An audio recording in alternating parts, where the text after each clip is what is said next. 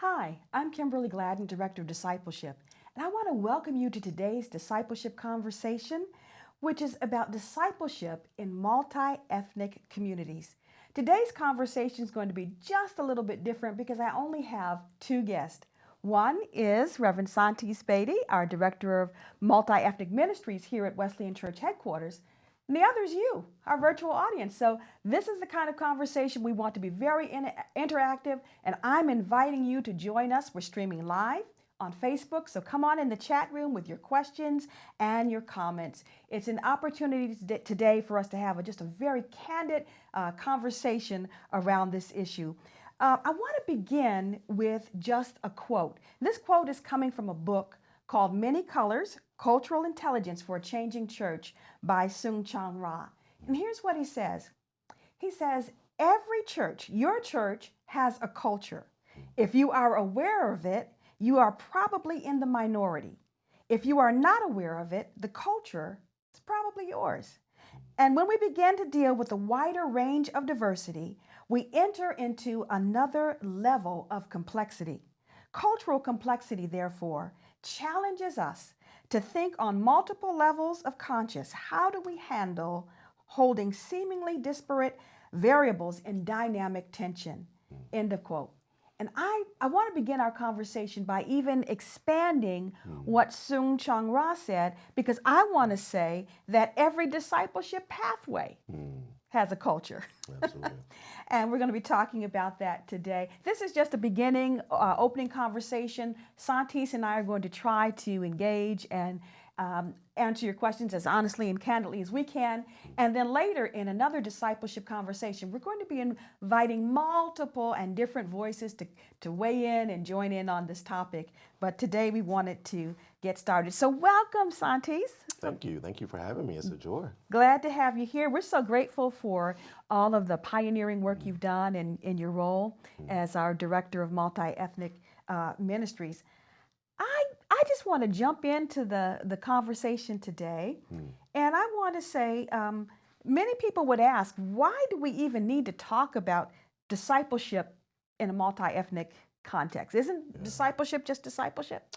Yeah, I think that's a great question. And by the way, thank you for your leadership and our movement. I think part of the challenge when we have this conversation about discipleship is most often when we bring these kinds of conversations to the church, to leaders, there's a tendency to take the approach that this is just a diversity issue, right? That we're just talking about issues of race, or we're just talking about issues of language, linguistic things. And so there seems to be sometimes a wall there that it's very difficult for people to get beyond.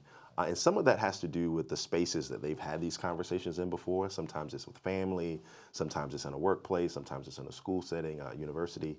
And so really trying to push past the diversity conversation to say, no, scripturally, this is not just a diversity conversation. This is actually a discipleship issue.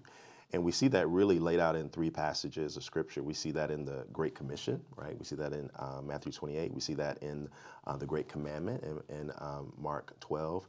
And we also see that in the Great Collaboration in John 17. And so those three passages remind us that not only did Jesus say this, but we also see this lived out in the epistles, Paul and others, helping us to understand that this is not just a diversity issue, it's a discipleship issue. You know, I'm glad you said that, because that kind of sets the context, even for today, as we talk about these things. We're wanting this conversation to be helpful. We want to stop. I want to stop and just acknowledge that if you are part of a multi-ethnic church, it is not easy. So I just want to celebrate all the folks who are even trying to do this. And so I agree that we are coming at this. That just kind of explains where we're coming from. We're coming at it as an issue of our discipleship. Yeah. Yeah. Yeah. I think Ed Stetzer even goes on to say this. I mean, we can capture it in Acts 1:8 when Jesus says, "You will be my witnesses in Jerusalem and all Judea and Samaria and to the very ends of the earth." And Ed talks about it in four ways. He says that we are to live sent. We're to live sent to different groups of people with a clear mission and message, and then we are empowered by the Holy Spirit. And so if you take those four things, living sent, different groups of people, clear mission and message, empowered by the Holy Spirit. Like that is really our marching orders of how to live this out as a discipleship issue. And so it has to be seen as not only sound theology, but sound ecclesiology. How do we understand our faith and our relationship with God? And then Mm-hmm. what do we understand the church to be supposed to be doing and living? So, yeah. Yeah.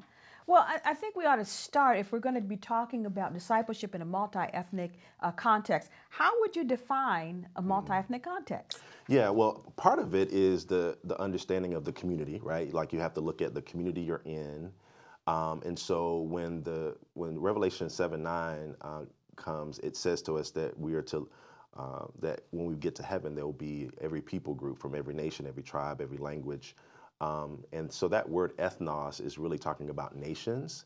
And so understanding this partially from the context of nations, but also in terms of linguistics and different people groups.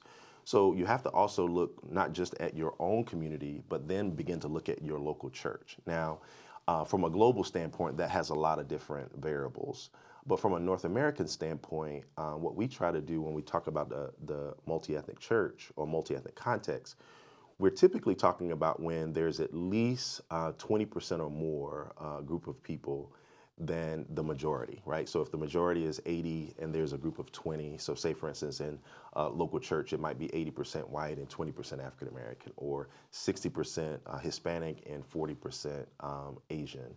And so we're talking about a context where there's at least 20% of the community has crossed that 20% threshold.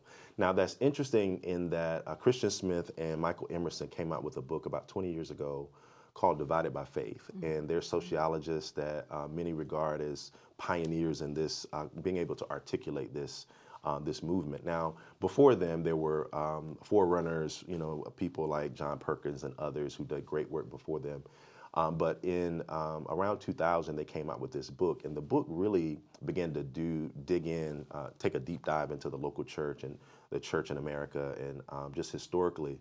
And what they found, Kim, which was interesting, is that in our historical view, you would think that the church would have been the organization or the institution that would have eradicated these forms of discrimination and racism and things like that. But what they found is actually the church became one of the greatest institutions to perpetuate it. And so trying to unfold what that meant, right, historically, they began to look at these markers. And one of those markers was in order for a church to be multi-ethnic, it needed to cross the 20% threshold. And sociologically, when that happens, there are dynamics that shift that cause the church, the leadership, the membership to move in a direction that is totally different than if it's 5 or 10. And so that was a significant piece. Now, what we found, though, is that although that's a starting point in terms of conversation, it shouldn't be the stopping point, right? And so for many of us who have been doing this work for a while, we believe the metric of numbers is limited, right? And so 20% is significant. Research says that, but there's more to the story. And so I want to give you a definition that maybe might be helpful, that those of us who've been a part of the Mosaics Global Network, we came up with this year, because 2020 is a pivotal turning point. Like the Forerunner stage led us up to 2000. From 2000 to about 2020, we'll be or we have been in the pioneering stage.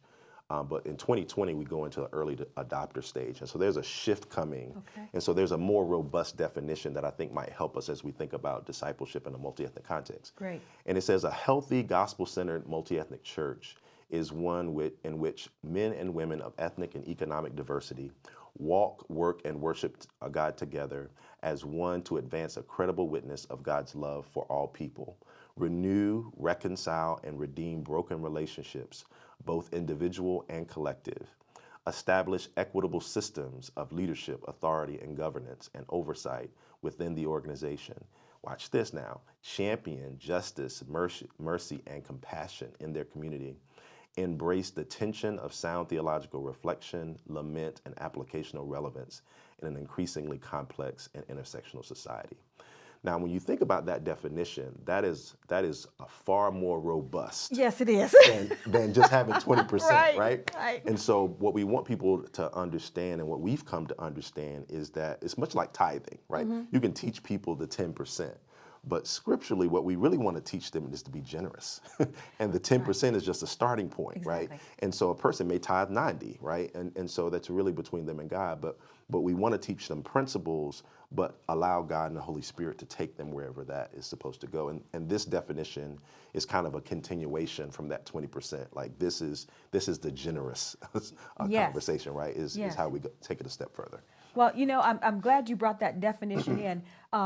Two things came to mind as you were saying that. One, someone might be listening and say, "Oh, well, I don't meet that definition, so I'm just going to tune out."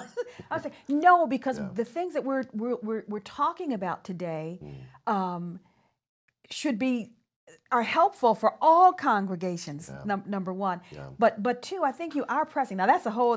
We could do a whole show Yeah, just on that that. So we're not definition, going to camp there.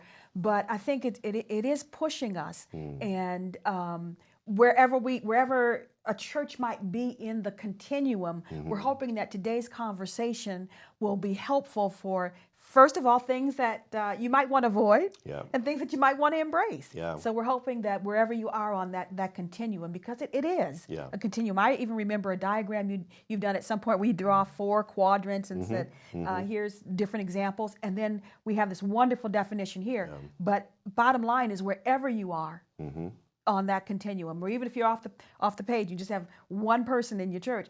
I think today's conversation could be helpful as we try to just unpack what are those things that we can do that embrace diversity and multi-ethnic discipleship. Yeah, because I think part of the tension we sometimes, I know I get it when I'm out at different churches, is like, what if my community is not diverse, right? Like, what if the area that I live and the place that we feel called to serve is not diverse? Like, what then?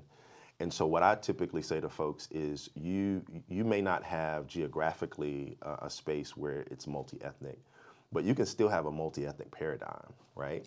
Absolutely. And so part of what this is about is really not only personal transformation, but community transformation. And so even if the community is not diverse, there's still work that can be done personally as we walk through this. My mom used to always say to me, we don't prepare for company when they get here. We prepare for company before they arrive. And so some of this is really working on our own stuff, right? Our own heart, our own sense of worldview, because sometimes God won't send us people because we're not ready to receive them. Absolutely. Right? We're not really ready to love them. And so that's part of the challenge too, is how do we walk through some of that? I think you just brought up a good point, because some of this is preparing our hearts. We might have a heart, or preparing our house, as you say, preparing our house to be hospitable and welcome. Want to just remind everyone to come on in the chat room. You're going to want to be a part of this conversation. You're going to want to join in. Santees, we've talked about what it meant to be in a multi-ethnic context. I guess the next question that I would move to is there any correlation or anything that we should be paying attention to about discipleship in a multi-ethnic context? Yeah, I think there's some things that are that cross both spaces, right? So ethnic specific or multi-ethnic. There's a great book out called Discipleship That Fits by Bobby Harrington and Alex Absalom. And some of us are in a cohort where this webinar was done a couple days ago that kind of lists some of the things I'm about to share. So I give credit to them for this content. But there are things that are clearly biblical. Like we see this in Scripture. And so they talk about it in 5 different ways in which how we do discipleship, how it functions. So the first space is a public space. Then there's the social space. Then there's the personal space. And then there is the transparent space. And then there is the divine space. Now, I'm going to spend a little bit of time talking about each one. But when you think about the public space, now this is for spaces over 100 people typically, or large crowd spaces. This might be your typical church service on a Sunday morning. And the 3 words that kind of jump out for those spaces are inspiration, right? This is where preaching, worshiping, and where we might experience corporate moves of God. Dave Ferguson refers to as movementum, where there's stories of what God is doing, local and global. How does that story fit into God's bigger plan? And then there's preaching and proclamation. Like this can be more anonymous. Like this is why people love coming to public spaces where they're not singled out, right? They can kind of be in that space. But then in a social space, this is typically groups of 20 to 40, but it can go up to as large as 70, but it typically stays in the 20 and 40 range. These are groups of affinity, right? So if you think about the crowd with the public, you think about the 72 with the social, right? This is where you start to learn people's names, where mid-sized gatherings and missional communities happen. The three words that come out here are mission, where people serve together, Habitat Humanity, soup kitchens. There are enough people where it's not scary, right? Where you build community, you have a common mission. And then the second word under there is community. And the third is practice and training. And those are pretty self-explanatory. So I'm gonna come back to that in just a moment. But like one of the things I've realized being in a multi-ethnic church, particularly a multi-ethnic church that was predominantly white originally, I've found that this social space is often the space where there's something missing for me, because in my black church that I grew up in, there was Wednesday night Bible study. Oh, yes. Wednesday night Bible study Yes. fell into this social space. And so in a lot of churches, there's a difficult journey of moving from the public space to the social space. Most churches move from the public space to the personal space. And so the social space is where people live on mission together. You can't really do that in the public space. And you can do it in the personal space, but it functions a whole lot better in the social space. So the personal space is when you're in groups of 4 to 12. This is where you might reveal more private info. You can kind of categorize that as the disciples, right? The 12 disciples, kind of a small group. Most churches or many churches have kind of a small group part of their discipleship method. Now, when a group gets too large, it kind of subdivides into missional communities. But the three words that come out here are support. So this is where you might have personal prayer requests. Challenge this is a place where it's healthy to be challenged and spurred on towards good things. And then closeness in the personal space. And then the fourth space is transparent, right? This is where there are deeper relationships. Think about the three sons of thunder with Jesus, right? 1 to 3. This is where it gets a little bit deeper. And the three words that stand out there are intimacy, openness, and impact, right? So think about your prayer and your accountability partner. Like you have kind of a different relationship with them than you would with a group of 12 or a group of 30 or a group of 100. And then the last one is the divine, which is you and God, right? Where one-on-one, where God interacts directly with you. So those three words are identity, destiny, and truth. So who am I in Christ? How does God speak to me? What is he calling you to do? And how are you shaped by that truth? So if you think about those 5 spaces, right?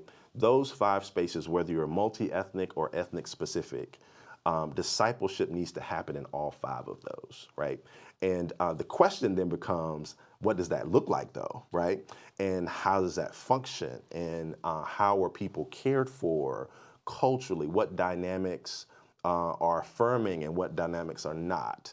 How is culture incorporated into those pieces? Just like I mentioned with the social space, for me was something that when I got to the multi-ethnic church, I was looking for and I couldn't find it, right? Mm-hmm. And so as I'm talking to other people of color in that space, and they're coming to the public, right? They love the public. And the church is asking them, though, to be in a small group, right, which is now personal. Right. And they're trying to find the bridge, and there is no bridge, right? So yeah. you're expecting me to go from this public space to now being in somebody's home that I don't know. Yeah. That's a reach, That right? is a reach. And so how do we help people navigate some of those spaces? Yeah, we're going to get to some questions that are coming in just a second, but when you talk about these 5 spaces, that social space. Now, when I came to learn about small groups, I grew up in a predominantly African American holiness church, and the idea of sending people off to homes, said I'm gonna send people out of the church off to homes, and they're gonna meet in small groups. We'd have 10 Many churches. I'm not talking about micro healthy churches. I'm talking about we have 10. Yeah. We'd have a split, a Yeah. 10-way split. So I even had to, initially grow in my understanding. And so this search for the social space, these categories are kind of articulating something that many perhaps have experienced as missing and didn't quite have a name for it. Yeah. But we're gonna. I thank you for that. Two questions have come in. Let's kind of deal with those, and then we're going to move on. One person wants to know: Can they please get the slides from Sure, today? absolutely. Okay, great. So Absolutely. that we can do that. That's possible. Another question is coming in. Because of the growth of the number of people in our city who do not speak English, our church is adding a Spanish-speaking service in December. We've looked at live translation options, but those options have not excited Spanish-speaking attenders. We have recruited a leadership team to launch that service, but their vision for the Spanish-speaking service is very different than our English-speaking service. They want to serve a meal and sing much longer. Is there danger in that inconsistency? I think contextually, you have to know what fits your community, right? And so you listen to people, right? And you listen to your leaders. And contextually, you may have a different expression, right? Like just like there might be a different expression in the next gen world or the youth ministry world or the children's world. It doesn't make it any less or any better. It's just different. And so for this Hispanic ministry context, yes, I think there's great freedom in allowing yourself to contextualize it for the community. And we've had this conversation before, Yes, right? we Like have. multi-ethnic churches, and we did a whole series of this on like the 5 love languages, and we added a 6th one. And the 6th love language, if you think about Gary Chapman's book, The 5 Love Languages, the 6th love language is food. And so like you definitely want to incorporate, almost every multi-ethnic church I've ever been in that's thriving has a vibrant food ministry or potlucks dynamic where you Yes. have to incorporate food. There's something about table fellowship. It goes as far back to the biblical days. I mean, when you look at what Jesus is doing with what some categorize as sinners and those who were ostracized by society, he was often having a meal with them, right? He was sitting at a table having a meal. And so table fellowship is a really important part of the dynamic of multi-ethnic ministry. But yeah, I would say contextualize it, have freedom. I mean, use wisdom, right? Use wisdom. Like you don't want a 3-hour service, Right. but use wisdom and contextualize it for your group. I agree. And I think sometimes, I don't think people realize how important food is to some cultures. I tell a story of a church that there was a church in the inner city. And the church was predominantly African American. The pastor was white. And they had these meetings that would go around the city of Buffalo. And they were finally coming to this little UCC church. And the pastor said, we're just a small church. We don't have a big budget. We can only serve sandwiches.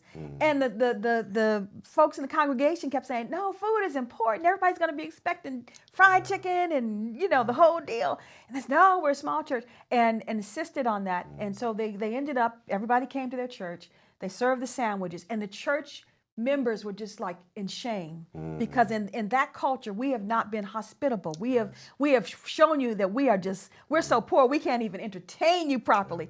And the pastor, for her credit, repented and said, I really didn't realize the cultural importance of the meal. Yeah. And so that happens. Also, I want to just jump in with I have something, if you're doing a Spanish service, I just want to announce that there is a new hymnal that's been put out, and it's called Santo, Santo, Santo, Holy, Holy, Holy, and it's Spanish and English hymnal that is a tremendous resource.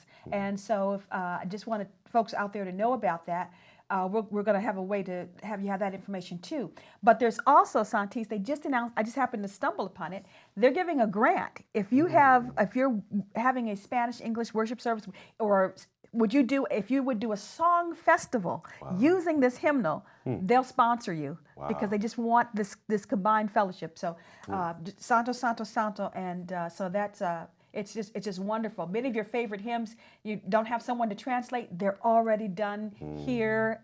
So it's a wonderful, tremendous resource. So thank you. Keep those questions coming as we proceed. Can I say something too? Absolutely. Like going back to the 5 spaces, like one of the dangers that I've seen is that two things happen. One, there is no social space, right? So there is no missional mid-sized gathering of 20 to 40 people.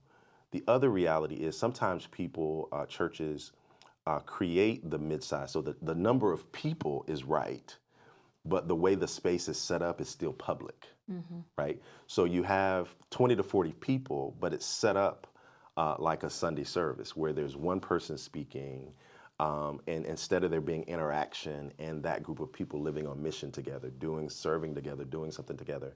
And so that's a huge gap for a lot of churches is how do I create that social space in such a way where people are building community, where it's multiplying and they're living on mission together. And so the danger is that we just duplicate the public space and make it the size of a social space, but it's not actually a social space. You're right, and I think there's probably some work to be done in that area because there are a lot of things to think about, right? All these 5 spaces, there are a lot of things to think about in terms of what's going to go in each space. And another comment coming in from our chat room. Great, keep them coming. When we launch our Spanish service, should we encourage English-speaking white people to go attend and support it, or will that make it feel inauthentic? What do you think, Santees? Yeah, I mean, I think the fact that you're asking that question says something about your sensitivity to the space, and I think you have to play that by ear. I think there's always space for the need for there to be a unifying space. But there also has to be space that is safe, right? And so the question becomes like, how do we create space that's safe for people who are Spanish speaking, but how do we also make sure that the space we're creating is not to divide people out, but that it is to bridge people in? And so as long as the overarching goal is to bridge people in, there's always room for what I think I've heard you say, islands of particularity in an ocean of unity. And so it's not a cookie cutter answer that I can give to that because every context is different. Some groups start unified, or they start with a mixed crowd with several ethnicities and several languages. Some groups start with language specific, ethnic specific, and they grow into that. And so you kind of have to read your context and make that call on your own. But I think there's always room. As long as it's pointing towards a unified work, I think you're going in the right direction. You will make mistakes along the way, right? And Guaranteed. You have to, yeah. Absolutely. You got 100% chance that you're going to make some mistakes. You got 100% chance you're going to offend or be offended. Like it's going to happen. And so you have to figure out your own pace. And every church is going to have a different pace. And so it's not a cookie cutter. Now you can learn from other churches who've made that journey or who are on that journey. But I would say, listen to the Spirit, listen to your leaders, make that call as you go, and be willing to say to people early on in the process, like we know we're building this bridge as we walk across it, and so we may have to adapt, we may have to shift. Like we're coming into this with our hands open, saying, God, show us, so that people do not get so fixated on a model or fixated on something that's familiar that they miss the opportunity to shift and to pivot so that the community can grow and they can grow. Yeah, absolutely. One of the things that brought to mind for me when we began talking about those 5 spaces, even within those 5 spaces, how we do our discipleship has implications. Yep. From different community contexts. And I'm thinking in terms of even how we do our small group, how we do our social space, how that for some people, the thought of bringing strangers into their home for a small group, it's uncomfortable, or going into a home that they've never been to. But I just think that there's benefit for some people. Sometimes we're using all models that require reading and journaling. Well, what if a person can't read? We used to have, when I grew up in church, we had a dear brother who he always said, I don't have my glasses today. Well, that was a cold word for I can't read. Yeah. And so handing him to say to him, well, here, borrow mine. Yeah. so there, big. how we do that. But boy, time's going by so fast. So I want us to get to our next session. One more. We're going to take a comment here, and then I want to jump to something else. Okay. Comment. Should we say Hispanic service or Spanish speaking service or something else? I think we're gonna invite people in the chat room. Contact Santees and I. We'll be happy to talk through some more of those things. I want us to move on because we promised you that we were going to get to be real candid with some do's and some don'ts. Yes. I think we're going to start with the don't do this. Let's start with the don'ts. Santees, what is we're in together. We're walking on this journey. We want to be a multi-ethnic community. We want to do that well, and it's a journey. You're never done. You're never there. But what are some things you say? I wouldn't do that if I were you. Yeah, I think the first thing I would say is don't think knowledge always equals understanding, right? Unpack that. So, for example, like I may learn something about a particular group of people, and now that I've learned that, I may think and assume that that's true for everybody in that particular group. Now, that knowledge that I've gained is valuable. It may actually be true for some people in that group, but it may not necessarily be true of all. Like knowledge sometimes in this work can actually be a great benefit to you, or it can actually be dangerous. Because sometimes when we get knowledge, like we lose that sense of urgency of learning and that sense of urgency of asking ourselves tough questions, asking the group of people or the person tough questions. And so, for example, we don't want to have the danger of a single story. Like if you've never seen the TED Talk done by Chimamanda Adichie from 2009 called The Danger of a Single Story, I highly recommend it. But it's really about this first don't. Like the knowledge needs to be unpacked, right? It needs to be explored because any knowledge does not always translate for every group of people. And so that's the first thing to know, that no one group is monolithic, right? All women don't think a certain way, all men don't think a certain way, all Asian, Korean, or Native, Lakota think a certain way. So just don't assume that knowledge equals understanding. And then two, don't ask people to assimilate, right? I think there's this, so the question becomes, well, what is assimilation? Assimilation is when we ask people to check their culture at the door so that it's easier for us to understand or to connect. And so, for example, we may say to a person, I don't see color, right? And so that comment is kind of couched in what we call color blindness or cultural blindness, which basically says, I don't see a part of you that is significant, a part of you that is important to what makes you you. I would much rather not see that so we can connect in other spaces. And so asking people to assimilate is asking them to check their culture at the door. What we want is accommodation that leads to transformation, right? Which is really about saying to a person or saying to ourselves, I want to know you so well that the part of you that is different from me getting to know you, it transforms me to where I become something new through our relationship. I was joking, I think it was yesterday, about my wife and I, like there's certain tendencies that she had coming into our marriage that I didn't have. And there's certain tendencies I had that she didn't have. That now, as we've been together for 16 years, I've picked up some of her tendencies and she's picked up some of mine. We've both become transformed through this relationship. And that's what we want in a multi-ethnic context. That's what we want in multi-ethnic relationships.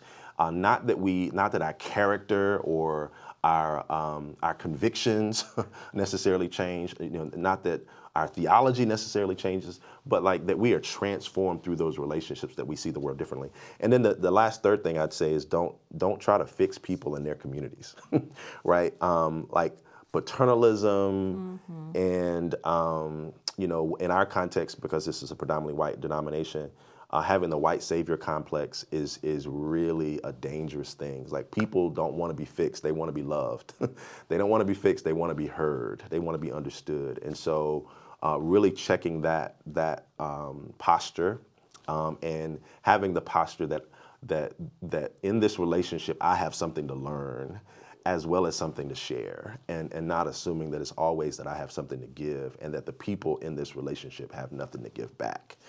That's a dangerous space to be in. So I would say that would be my third don't. So how about you? What would be Oh. your what would be your Yeah, don'ts? you know what I would say, don't underestimate the dominance of one culture within a multi-ethnic context. Yeah. Now, in my case, my church is multi-ethnic, but it would be predominantly the larger number would be African Americans. And a funny story: one day, one of our white members came bursting in and said, "I can't do all three. I can't do all three." I said, "Well, what all three are you talking about? I can't sing, clap, and sway." I was like, "Okay, sing. I know we sing. I know we clap, and we clap on 2 and 4, and not 1 and 3. Sway? I didn't know." So next Sunday, my sister sat in the back of the church just to observe. She came back to me. She said, "Guess what? We sway. We do like this." Just and that I wasn't even conscious of it. And so I said, "Listen, I want you to. I want you pick one. Pick whatever you'd like to do." So there's so here it's not just on the white side, on the black side, whatever that dominant group is. Absolutely. We have to be on the alert that we're not underestimating the influence. And the other one was food. I talk about having to change our food habits. But pet peeve that we could go right here under. I'll put under the don't. Yeah. Don't. I would look at it. Don't just invite people of color to come and share in February. Yeah. Because what happens is people say, every time they get up, the whole message is always on a certain subject. Well, that's because we only get invited in February. Or don't invite women to only come in March or to speak for Mother's Day. So every time they get up, she's speaking. But anyway, I want to just bring in, thank you for the don'ts. I want to bring in just a quick question, and then we're going to hop to the do's. A question that's coming in, and this is going back to small groups. You shared those 5 spaces, that's really helpful. And I think a church would have to really sit down and kind of, this is going to take some time to kind of articulate where we are. But the question's coming in regarding small groups. What would be a good number of persons in a small group? Yeah, I think it depends on whether or not it's a couple small group or how it's configured, but typically you want somewhere around 12 to 20 makes sense. And remember that each space has its own strengths and weaknesses, right? And so that's part of the reason why we need 5 is because you don't want to try to do everything in one space. And that's what we've unfortunately done sometimes is we try to do everything in the public space, right? That's why services go too long. You got all these announcements and, we got people doing this and doing that. And so really, really try to understand what each space is designed to do. Like think about what the crowd was for, and Jesus was speaking to the crowd. What was the social space really about, right? What was the personal space really about? What was the transparent space really about? What is the divine space really about? And build on those things that are good, but not try to do everything. And so I would typically say the smallest small group I've ever had was 6. The largest I've ever had was like 25. And you still call that a small group? I mean, it when it gets to that point, you need to be sending some people, okay, right? And so, like, you should have people who are saying, you need to go over here and start something else. All right. But it got that big, and so yes, I understand. So yeah, you got to have small as 6 as high as 20, but every one of these needs to be multiplying, right? And so how do you prepare people to start some kind of new expression or fresh expression, a micro church or whatever it may be. So yeah. Hey, we've got another question coming in from the chat room, and here it says, the Hispanic members of our church have expressed they don't want a separate service and want to be one church. We're small, we plant 20 to 25 people, so things can work okay small, but can it be done? And our church is doing one multi-ethnic service well. Good question.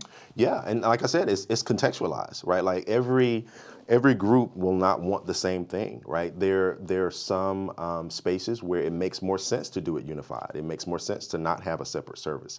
And then there are other spaces where there might be more first generation folks, less 1.5, 2.0 folks, people who are more bilingual and who operate in more of an English-speaking space where you might do things unified. And so you have to know There's not a one size fits all. And so I may have a conversation with one ministry that is doing Hispanic ministry a certain way, and then 5 minutes down the road, another ministry is doing it differently. And that's okay because their context might be different, right? And the leadership might be different. Their vision might be different. The community around them might be different. And so just remember that you don't have to do it one way. And your way may need to evolve, right? It may not need to stay that way long term. It may just need to be the way it is for now. And we need to always be asking the question, is this what we need to be doing for this season, or does it need to change? And our churches are not asking that question enough. How many things have you seen in your ministry that needed to die because that season was up, but because we're holding on, and usually it's tied to a person or personality or family, and so some stuff we need to learn how to let die so that something else can live. Yeah, you know, I've actually seen. I had the privilege of seeing a multi-ethnic church early in my ministry that functioned well, that leadership was diverse, music was diverse. If you've seen it done well, once you've seen it done well, you long for that. You want to be in that type of environment. Absolutely. Another place, more recently, we have, as a Wesleyan church, we have introduced some of the curriculum of emotionally healthy church with Pete Scazzaro. And what a lot of people don't know about Pete's church, he's got not just multi-ethnic, but he's global, but he's got, I forget if it's 52 different nations, but they're in leadership. They're not just on the worship team. Absolutely. They're not just singing or greeting. He has, and he doesn't talk about this, but if you're looking for a model, my goodness, he's done that. Can I say something real quick? Absolutely. Like, one of the things that happens when you become truly multi-ethnic is you don't talk about it as much. Yeah. Because it's who you are. It's right. In Like your DNA. I was saying to somebody the other day, like, my family, like, we don't call ourselves the Beatys. Other people do. Right. Like, we don't have to because we know who we are. Right. And the same thing is with multi-ethnic spaces is once you get into a space where it's healthy, it's not that you don't deal with the issues, it's that you don't talk about them the same way because it is the air you breathe. You don't have to reference back to them. It's how you live, it's how you function. So that's probably why Pete doesn't talk about it. He doesn't have to. He doesn't have to. Yeah. And I said, boy, Pete, I said, nobody knows that part of your story. They don't know. It's so beautiful. But anyway, we got to move on. Yep. We talked about some of the, hey, we want to stay away. What are some things, somebody's on this journey, what are some things that they should embrace? Yeah. If they're trying to do this well, they're trying to grow in this area, what are some things that they should embrace? Yeah, I would say acknowledge that you're not an expert and that you're on a journey, right? And that I'll never forget when Pastor Wayne said this. It was a turning point for KCC, the church that he pastored for 30 years, is when it was no longer like a biblical mandate, something that we were strongly encouraging staff and members to do. But when he said that I'm on this personal journey and I want you to come on the journey with me, like that posture, like it will dismantle and it will unarm so much stuff. When you take the posture, I'm just going on a journey and I want you to go on it with me, instead of just trying to champion something. Right. Like, people don't always respond well to that, but when it's an invitation rather than a directive, I think that's something that I strongly encourage. Just invite people to be on the journey with you. Second thing I would say is there will always be a mass exodus if it's a church that is starting to embrace this. And so I say focus on the people who stay and focus on the people God will send you because of your obedience, and don't focus as much on who's leaving, right? Like, we spend way too much time on trying to get people to stay who are not going to stay, or who do stay and disrupt everything that God is doing. So focus on the people who stay, who want to stay, and the people God sends. Like, when we, in 2010, we felt called to a multi-ethnic ministry. We were in a predominantly black church. I've spent 35 years of my life in the black church, and we felt like God was calling us to a multi-ethnic church. We left what was called home, family, and we moved 13 hours away drive because we believed in the vision. And so sometimes we miss the fact that God will send people, God will raise up people around you who embrace this vision. We have such a scarcity mentality about this that sometimes we miss the opportunities of what God would do. The third thing I would say is move from silence and inaction to personal and community transformation. And so what I mean by that is our biggest challenge in the local church, in my opinion, is apathy and silence. And so it's not the overt forms of racism and discrimination that actually keeps this going and keeps it perpetuating. It's actually the silence, the apathy, and the inaction of well-meaning good people that keeps this stuff going. And so I would say really be willing to move from silence and inaction to a place of personal and community transformation. Yeah. That's good. So what about you? Give me All right. some of your You're throwing it right back at me. yeah, Huh? give me Okay. some of your top three. All right. What would you say? Definitely do this. Top two. Okay. Well, I don't know if they're top, but just coming to mind now. One I would say is imagery. Do you know if you were going to say adopt a child from another race? In some places, they would come out to your home, they would do an audit, and they would look to see, is there anything that's going to affirm this child in this house? Is there a magazine? Is there a picture on the wall?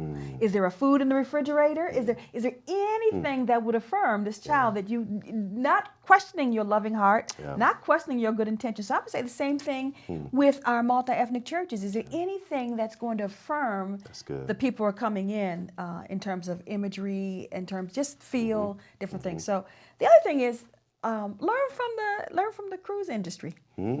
They have these mega ships. I love cruising, you know that. Yeah.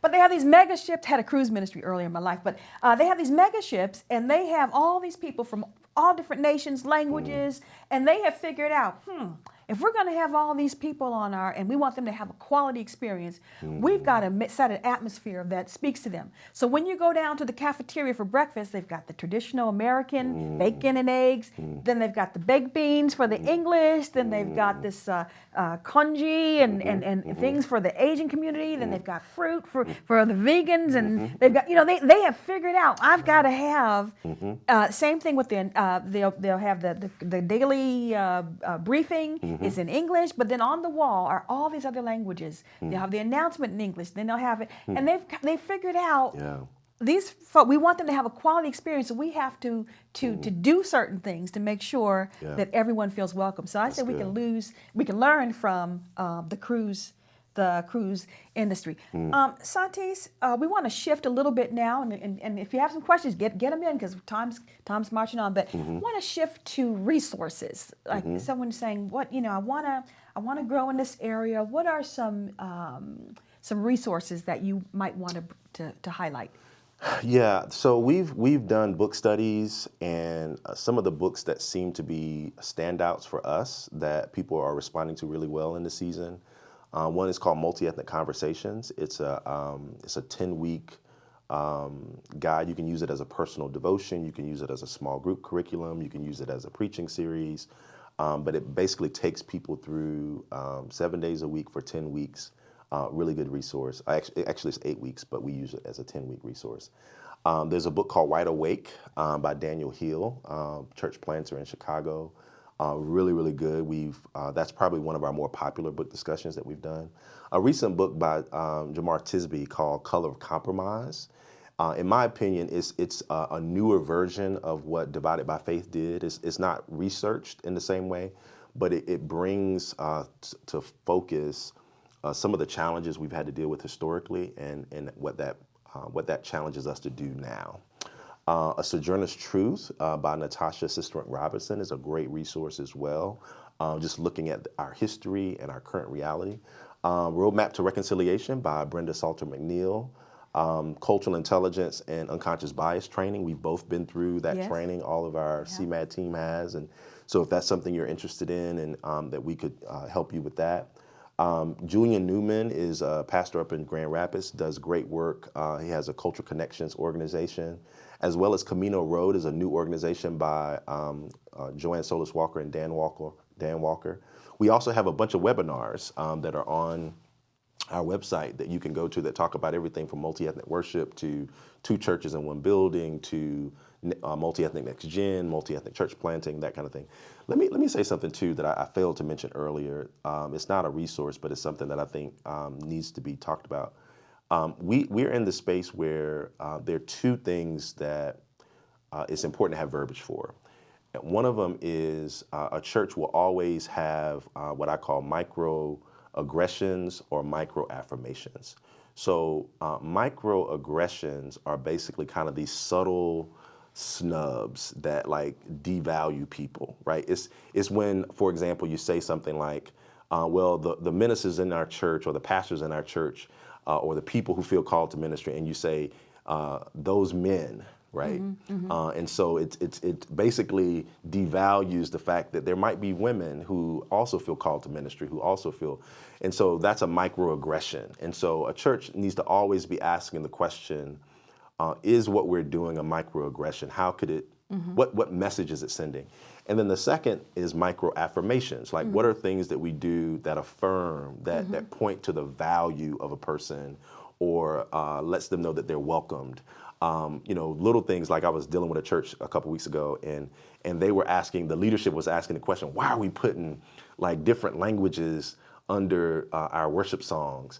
We don't have people that speak Spanish, or we don't have a lot of people who speak Swahili or what have you. And what we were basically trying to say to them, this is a micro affirmation. We know there are people in your community who speak these languages. And this is a way of preparing, like Mama said, you prepare for guests before they arrive, right? Or there are people in the room who, like imagine if you've been abroad and you've been somewhere for months and nobody speaks English. And then all of a sudden somebody starts speaking English. Like there's this kindred connection and you may not have been friends, here in America, but because you speak English, there's this instant connection. And so sometimes that happens in our micro affirmations. How can we do things that create that connection for people who otherwise may not have it? Let me tell you a microaggression and then a micro affirmation, and then I want to hop back to a question that's come in that happened to me more than once. And this, by well-meaning, I know these weren't racist people. These well-meaning, they'll say in context of ministry, that was a great idea. Did you think of that? Wow. And what I want to say, but I've held myself back thus far, it hasn't come out. What I want to say is, no, the little fairies that visit black people in the middle of the night and give them good ideas came to visit me last night. But I've held myself back. I haven't said that. So that's what? Did you come up with that all by yourself? Yeah. No. The little fairies helped me. But a micro affirmation in terms of this whole language thing, never will forget. Visiting a nursing home, just felt led to sing in Spanish, sing a little Santo, Santo, Santo song. And this woman in the wheelchair crying and coming over later. I was like, oh no, do it sound that bad? No, it was, she said, I haven't heard my language in 10 years. Wow. And just to hear her language. So there's something about your hearing things in your heart language. So that was for her a micro affirmation. Questions come in. One goes back to when we were talking about imagery, like preparing imagery. The question is, would imagery also include leadership? Absolutely. I think I'm trying to remember who wrote this book, but there is a book that was written. I think it's One Body, One Spirit.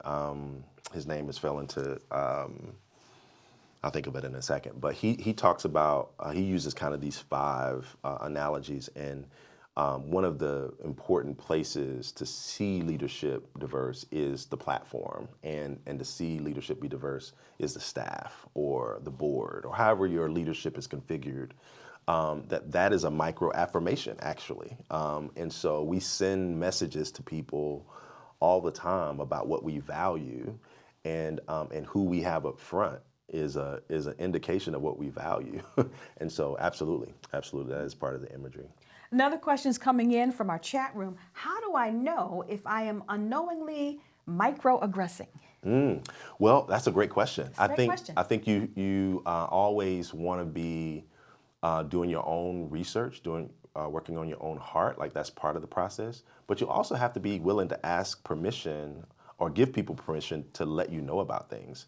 So, for example, one of our Asian leaders, I know in his culture that for me to say that I'm going to pay for the meal, he's going to say no. Like he's not going to allow me to do that, at least the first 2 times I ask. By the 3rd time I ask, he may succumb to me willing to do it. But after that happened the first time, I had to go back to him and say, look, I know culturally what's happening here, or at least I think I do. Like, would you help me to understand if this is inappropriate for me to keep asking, or is it okay for me to ask that third time? Because I don't want to overstep a line, right? We had another situation where someone who wasn't in my position stood up with me, and in that culture, I was the only one that was supposed to talk. But I wanted the other person to speak too, but I had to understand in that space it was better for me to share and not that person to share, and so I needed to. It's what we call checking, right? And so I needed to go back and check my views, if my views correlated with his views, make sure I'm checking with the person who I told that I wanted them to speak, but then that moment I realized that that was not going to be a good idea, and I had to ask them to sit down, like go back and check with them. Do you understand why I didn't invite you up, even though we talked about you coming up? Those are the kind of things so that we're all, like we may not always agree and we may not always like it, but at least we're in a space where we're honest and we're transparent and we can deal with the fallout of it. And it's work. You're going to make mistakes, no matter how well-intentioned. And so there's a certain grace. I remember having members from a Chinese congregation over to my home, and we had a wonderful meal that I cooked. But when I served the meal, I just started bringing out plates. And everyone had this uncomfortable look. I was like, what have I done? I hadn't served the eldest person first. Absolutely. And so we have to be willing. Like in some cultures, if you extend something with your left hand, that is disrespectful. Yes. And so in some cultures, and so you have to be willing to say I'm sorry. Yes. A lot in multi-ethnic ministry. I didn't know. I'm sorry. I won't make that mistake again. Yes. So. Help me learn. Help me grow. Yeah. Wow. I'm thinking of any conferences or things that we might lift up in people who are really interested in this. Yeah, so one just happened. You probably can talk more about that, but there's one coming up next month called Mosaics. It's the National Multi-Ethnic Church Conference. It's held every 3 years. This is the fourth one. It'll be in Dallas, Texas, November the 5th through the 7th at Northwood Church. Many of us know Bob Roberts. He spoke and done some things for the Wesleyan Church for a number of years. And so this is a gathering of anywhere from 1,200 to 1,500 multi-ethnic leaders from all over the world. And so there's a pre-conference, there's a conference. We actually have a shoulder event on the 5th from 10 a.m. to 12:30 p.m. And then the pre-conference starts at 1. The conference starts that night at 7, and so we have discount codes for people who may want to come. The last one we had about 100 Wesleyans there. We were about a little less than 10% of the population at the conference, and so we're hoping to have somewhere around that number too. So it's great for learning. It's great for networking. All the things that you would want to do in a space like that. But you had something that just happened last week. Great conference I was just at CCDA and just encouraging if you can at least one time come to CCDA conference. Met a person that I'm hoping to have them come share with the Wesleyan Church this whole idea of discipleship in different contexts. Wonderful discipleship workshop. It was Dr. Kwasi Camus, and when we think about what are some discipleship models that particularly work well in communities of color, so there were so many workshops and just lots of good things. Our time is almost up, and I have to get to our rapid fire round because I asked everybody. Yes. All right, Santees, give me your definition of a disciple. I would say a follower of Jesus who is committed to the local church and to the body of Christ. Okay. Give me your best discipleship tip. Best tip is to have a 3-tiered model where you think about Paul, for example. Paul had Gamaliel, which was his mentor. Paul had Barnabas, which was his peer. Paul had Timothy, which was the person he was discipling. And basically, my biggest tip is do what you normally do and just invite people into it. Or if you're being discipled by somebody, don't ask them to create some elaborate thing. Just do life with them. Like join them in what they're doing. Ask them questions about how their life intersects with Scripture. Whether that be, for me, for example, how are you a husband? How are you a father? How are you a leader, right? How are you a writer? Like, how does that intersect with your life? And so those 3 tiers, and then just just do life with people and not try to do Doing anything life elaborate. together. Absolutely. Yeah. How about you? Can I ask Boy, you those you questions? just keep flinging it back today. Yes, you can. Okay. Define disciple. Yeah. An activated follower of Jesus with kingdom impact. Yes. My tip would be coming from Nike. Just do it. Just do it. Just do it. Yeah. We are out of time. So grateful for all of you who joined us for this conversation. Again, we're going to be having other conversations that will bring in more voices. Santees and I were just kind of kicking the topic a little bit Scratching the today, surface, yeah. scratching the surface. But thank you. Join us on November 19th, Tuesday, November 19th, so Tuesday next month, for our next discipleship conversation. And let's keep making disciples and let's keep journeying with Jesus together. Amen.